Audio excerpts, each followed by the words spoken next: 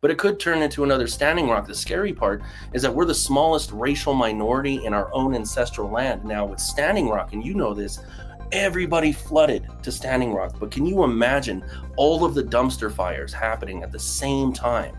We don't have the numbers to have that many people at Standing Rock or in the Pine Ridge Res. We need a lot more allies, but this could turn into a Standing Rock situation on all the reservations if our sovereignty is stripped. Hey, it's Jordan. I am in Flint, Michigan, East Palestine, Ohio, Tumwa, Iowa. Please support the only independent outlet on the ground covering what the corporate media covers up. Hey, it's Jordan. Happy to be joined by Simon Moya-Smith, indigenous writer and reporter. Obviously, President Trump is flooding the zone with a dizzying array of executive orders and other items that are seem pretty illegal to me. But something that's kind of fallen under the radar a bit is his past and future ambitions when it comes to Native Americans, Native American sovereignty, as well as their land and resources. You wrote a piece for The Nation, which really stood out to me because I think you're spot on. Headline: Trump can't strip natives of our U.S. citizenship, but he will try to take our lands. Before I get to that, I just want to give an update that a fourth federal judge has now blocked Trump's attempt to end birthright citizenship. So obviously his attempt to end birthright citizenship, which is enshrined in the 14th Amendment, included in it, his lawyers argued all the way back to the 1800s, trying to cite law for why Native Americans aren't actually U.S. citizens, which clearly is bigoted and racist. So now that it seems like at least he's blocked from doing this, but his basis, one of the bases, is hinged on Native Americans and in his administration's purview not being American citizens. Can you talk about your piece and why you think, although Native American citizenship is safe, this might be a precursor to him trying to essentially raid reservations? Yeah, so he can't strip us of our, especially with an executive order, he can't strip us of our U.S. citizenship. They did this back in the 50s. It was a Termination Act, and they turned the Winnebago tribe into the Winnebago County. And so he knows, and I mean, even if he doesn't, his lawyers do know that because we have the Indian Citizenship Act of 1924, we're going to stay U.S. citizens. But whether or not we're going to remain separate sovereign nations with reservations and with treaties, that all depends if they take aim at our sovereignty, which would have to be done with Congress, which would have to be done with the Supreme Court, and he can influence them. That's the problem. And so we know he's going to come after us, and we know full well that if they strip us of our sovereignty, then they're going to go for millions and millions of acres of our land and then sell it to the highest bidder. Right. And obviously a lot of this land rich in natural gas, uranium, other precious minerals.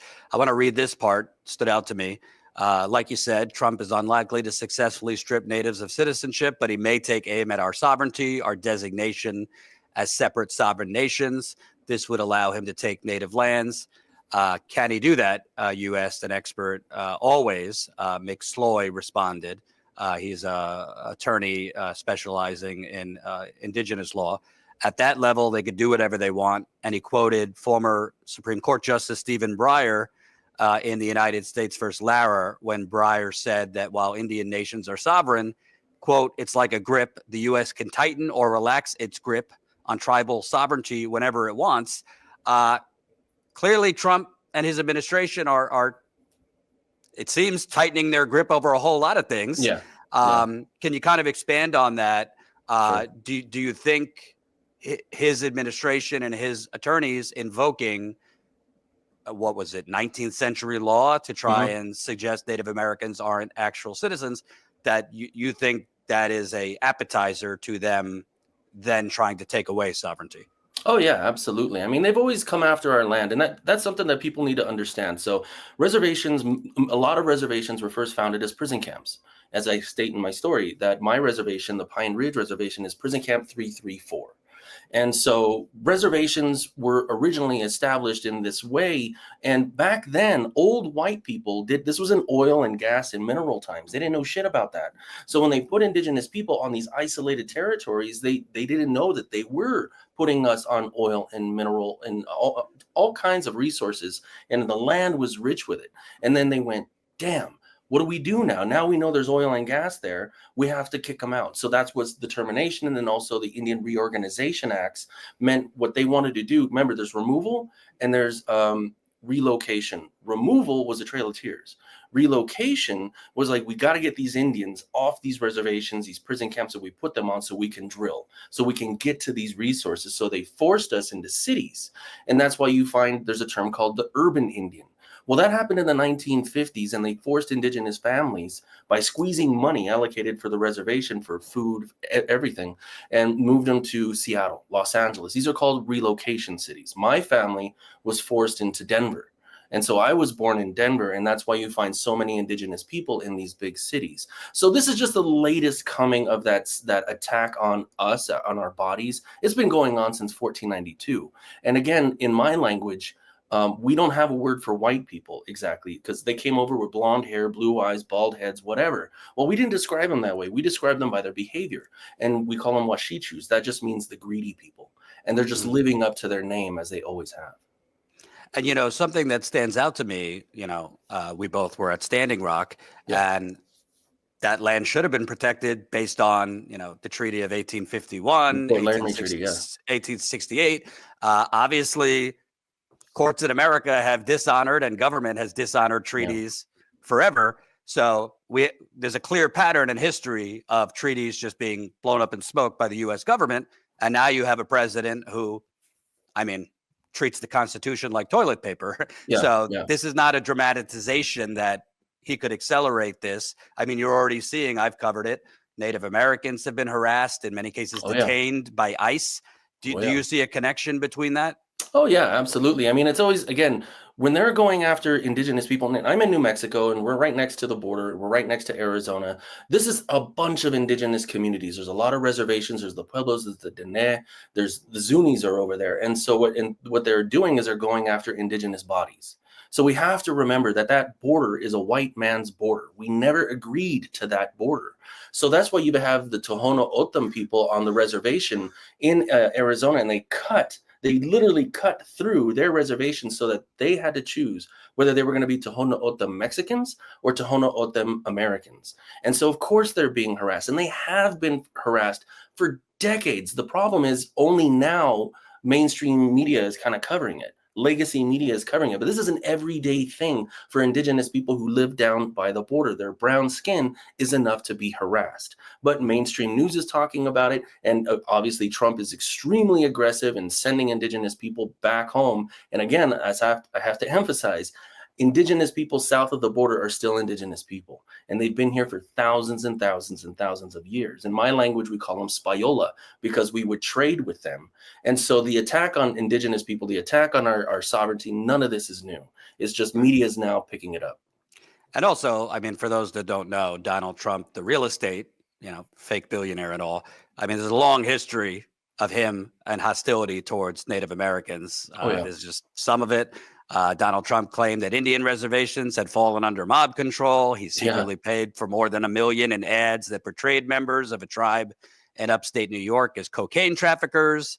He suggested testimony and media appearances that dark-skinned Native Americans in Connecticut were faking their ancestry. We know his whole spiel with Elizabeth Warren, the slur against her. So if you think, you know, this is, you might say, well, Trump, you know, is bigoted towards everyone equally. Oh, well, he has a long history, particularly with Native Americans.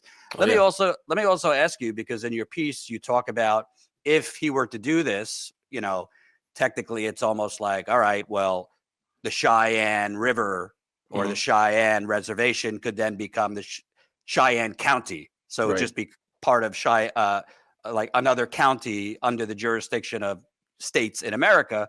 But you also mentioned that this could affect what's known as the certificate of degree of Indian blood cards, which are used for everything from crucial health care to other things. Can you kind of talk about that?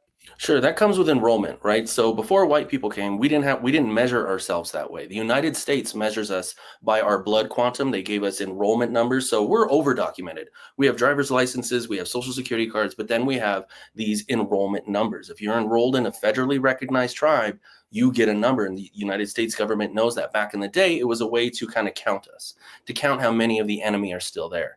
And so there are these unique cards that you get on the reservation, and it's issued to you by the tribe, by the tribe itself, by the nation itself, and you use that typically as any form of ID if the state recognizes it. But you can't take something like that and say travel overseas. They don't know what the fuck that is.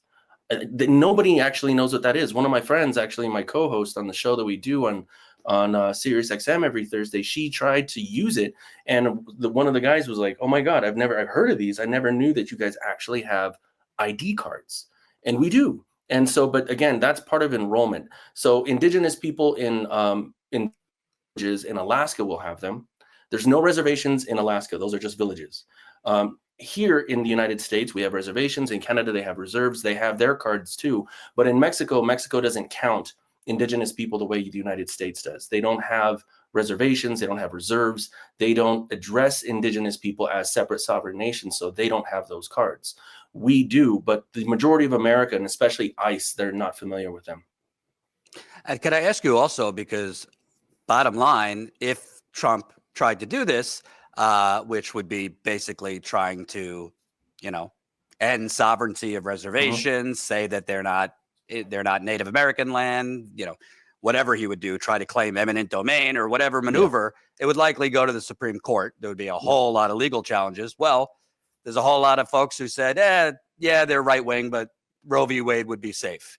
There was a whole lot of people who thought, including legal experts, there's no way this presidential immunity thing that Trump applied for, that was going to be 9-0 against Trump. He actually got most of it. Right. Obviously we're speculating, but this is a conservative Supreme Court. Do you think if this went to the Supreme Court that it would be clear-cut shut down? I mean, I know Neil Justice Gore as such in the past has been somewhat favorable to, treaties and indigenous, but the rest of them, I'm not so sure. Yeah, no, there's too many, sycophants. And especially there, with the Supreme Court there at Congress, that's what I mean.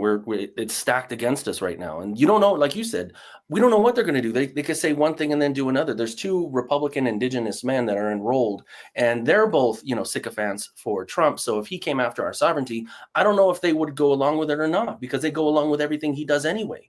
So the scary part is, just like we were mentioning, or I mentioned in the story, is that tightening or loosening of the grip of our sovereignty. And then again, with how greedy these people are, they do want those millions of acres of land. They do want to be able to sell it to the highest bidder, and they're going to justify stealing the land. They have for centuries justified stealing the land, typically using the Bible. But this time they can do it for money, because they feel that even though the United States is extremely wealthy, they're going to play that poor card. Like, we need the oil and gas and minerals that are sitting under, Native American feet. And then also they're going to desecrate reservations and our graves. And that's the scary part too. So that's going to be a lot of our pushback, but it could turn into another Standing Rock. The scary part is that we're the smallest racial minority in our own ancestral land. Now with Standing Rock, and this, everybody flooded to Standing Rock. But can you imagine all of the dumpster fires happening at the same time? We don't have the numbers to have that many people at Standing Rock or in the Pine Ridge Res, up there, the Tulalip's over here in the Navajo Nation, wherever. We need a lot more allies, but this could turn into a Standing Rock situation on all the reservations if our sovereignty is stripped. And also, for those that don't know, I mean, a lesser scale, but in his first term, he was already attacking native land monuments. Bears Ears, the monument in Utah, where Trump's Interior Department basically took 83% of Bears Ears, which is native land. So this is not there's a history of his administration going after native land. Oh yeah, and then who's that idiot who wants to put his likeness up on Mount Rushmore? Somebody passed, or somebody is trying to push some legislation to put him up there. And we have to remind people, it's like, there's no way that's going to happen, man. At that point, bunch of people are going to rally because, of course, the Black Hills are sacred to us, and they did that against our will. By the way, everybody, I've been getting questions ever since she issued that, or she's going to push that legislation about the Crazy Horse Monument. Crazy Horse wouldn't have wanted it. Crazy Horse was a humble man. There are not many indigenous people that are going, oh yeah, do that. Desecrate the mountain that is art from our creation story for somebody who was so humble and wouldn't even want a photo of himself. He would starve himself if game was rare, and if everybody was struggling. So we're not for the Crazy Horse Monument either. Right. Let me ask you the human perspective, because you're having a lot of people contacting you because you're a journalist, and who are very rattled and scared by these reports of ICE detaining Native Americans, in some cases 7-8 hours, harassment. What are some of the contacts you've had from people? What are their concerns in indigenous communities? Well, they kind of want to know what to do. They, again, a lot of so people ask this too: why are there tribal presidents and no longer chiefs? Well, there are chiefs, but when white people came, they did something called the Indian Reorganization Act. They didn't want to work with chiefs. They didn't want to work with women specifically. They didn't want to work with our two-spirit system. So they made sure that part of being recognized, you had to have a president, you had to have vice president, you have to have a treasurer, do it like them. So right now, the tribal governments are trying to help and warn everybody about, if you're approached, what do you do? And it's a lot of it is the same that we're telling the Latinos, the Chicanos, if they don't come with a warrant signed by a judge with your name on it, you don't have to do anything. Don't submit yourself. And so we're having to teach indigenous people who are enrolled what it's like to be an undocumented person and how to protect yourself, but also not to fight. There's, of course, as indigenous people, and this from Standing Rock, we're non-violent, but at the same time, if we've been pepper sprayed by these Morton County sheriffs, and there's a lot of the trauma there. There's a lot of the trigger happiness in Indian country when it comes to cops, when it comes to sheriffs, and especially if they come aggressively like they did at Standing Rock. Speaking of Standing Rock, that happened to have happened under a Democratic president. He said, let's let it play out. Yeah, Obama, I remember that. Are you hearing enough from Democratic officials locally, state level, federally about this? Obviously, Democrats have been criticized for not standing up strong enough against Trump overall so far. Yeah, dropping the ball. I haven't heard anything as far as his threats against indigenous people. No, and that's the sad part for indigenous people, and this as a journalist as well, that what they do is they'll send out like something PR. They'll send something out printed, but they're not loud enough. They're not doing things like Bernie Sanders. They're not out there like AOC. We need more Bernie Sanders. We need more AOCs, because the ones that are just sitting idly by going, well, we shot ourselves in our foot. Well, let's plan for 4 years ahead. Or let's plan for the next 2 years, the midterms. But they're not really rallying in the way that we would like that. It's like, again, put your body in the movement. I mean, that's the term from the 60s. You get your ass in front of the truck, put yourself in front of the bus, and nowhere to be found, unfortunately. And that's the most disappointing part, is this dismantling of the Democratic Party from within. They didn't have a spine enough in so many instances, like you said, with Obama wanting to, let's just see how it plays out, while people were literally being harmed, physically harmed, when the Morton County sheriffs weaponized water. And you remember that when they turned on the water cannons in November, and then that's freezing sub-zero temperatures. And so again, right now, there's so many families that are being threatened, and the amount of Democratic elected officials saying anything is very disturbing, because it's crickets. It scares me. Absolutely. Thank you for taking the time. I will put a link to your piece in the description. It's with The Nation. Trump can't strip natives of our U.S. citizenship, but he will try to take our lands. And if you think this is dramatic, look at everything else he's doing and has done. I don't think it's at all. I think it's very possible. Let's put it that way. So thank you very much. We'll keep in touch. Right on.